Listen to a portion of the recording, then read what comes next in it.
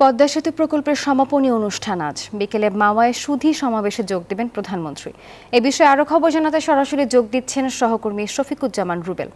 রুবেল, সুধী সমাবেশের প্রস্তুতি সম্পর্কে জানাবেন, কটা নাগাদ যোগ দেবেন প্রধানমন্ত্রী?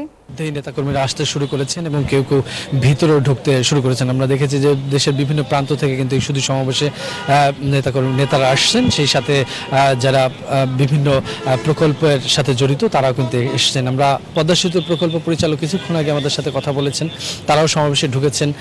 তারা বেশি আনন্দ উচ্ছ্বাস সেই প্রকাশ করেছেন, কেননা তাদের যে বাজেট ছিল সেই বাজেটের থেকেও কম খরচে তারা পদ্মা সেতু সম্পূর্ণ কাজ হ্যান্ড ওভার করতে পারছেন, এই জন্য তারা উচ্ছ্বসিত। এখন যদি বলি যে আর কিছু সময় পর, প্রায় 2 ঘন্টা পরেই সাড়ে তিনটার পরে প্রধানমন্ত্রী শেখ হাসিনা এই সুধী সমাবেশে এসে যোগ দিবেন। এর আগেই মোটামুটি এই এলাকাটাই সমাবেশ ঘিরে এলাকার চারপাশে নিরাপত্তা বেষ্টনীতে রেখেছেন নিরাপত্তা কর্মীরা কয়েক স্তরের লোকজন। সব মিলে বলা যায় যে সুধী সমাবেশের সময় খুব নিকটেই এবং খুব আনন্দমুখর পরিবেশে বিরাজ করছে এই মা প্রান্তে। তো সব মিলে ছিল এই মুহূর্তে। নাফিসা।